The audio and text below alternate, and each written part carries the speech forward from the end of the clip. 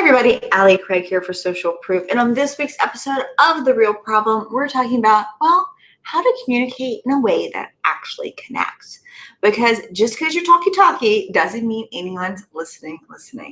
The truth is that many times, especially when it comes to selling our businesses and brands, we go into this weird autopilot mode where we just start talking logistics and numbers, and we feel like that's the important thing, right? We're professionals and we're experts if we can just, vomit all this information onto you of why logistically this is the best service, product, or offer.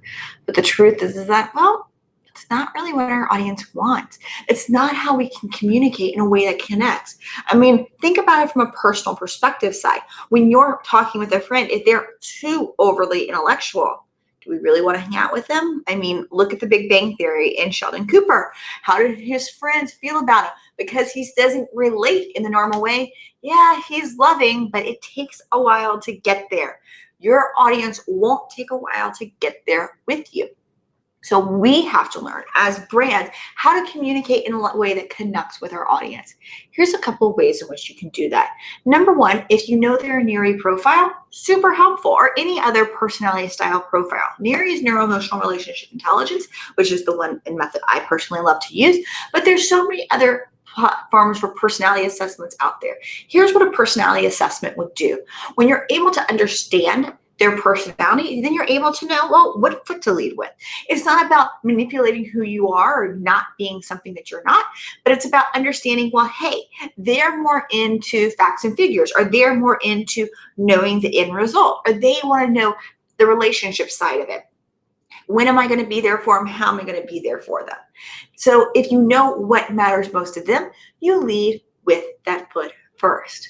Secondly, you got to look at the neurohuman branding side of it, because there are just some certain fundamental things that biologically and psychologically, when you look at those darn social stories, that are going to trigger your audience no matter what.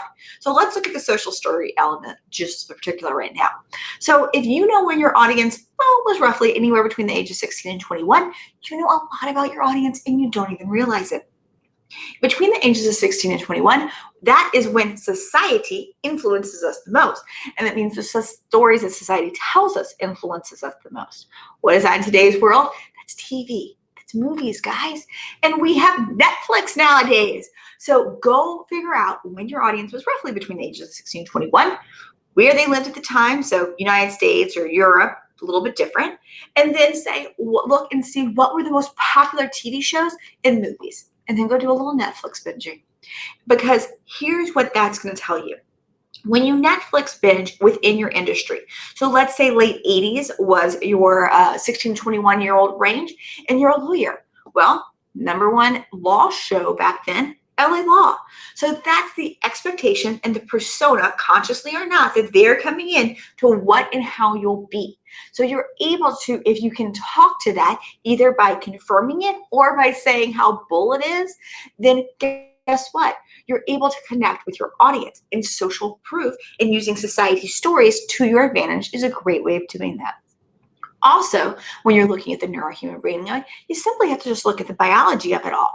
Because though society may say we're these heavily evolved beings that are changing, we're not. Our brains haven't evolved in a massive way in 20,000 years, and it doesn't look like it's going to evolve in a massive way in the next decade. So use the biology to your advantage. Men are naturally hardwired to be hunters. So that means they naturally like exclusivity. Whereas women are hardwired to be gatherers, meaning that they like to share information with other people and say these are the best resources. Make sure that you're communicating either the exclusivity or the connection in which your service or product or offer can create. When we're able to speak to what really matters most to our audience first, then guess what? We're able to create a relationship. And that's the beginning foundation of creating massive social proof. So don't just lead with the information you think that matters. Lead by knowing who your audience is. Understand their personality. Understand their subconscious motives. Understand their neurohuman branding. And more importantly, just want to understand who they are. Care about them more than the sale. And when you do that, everything begins to fall into place.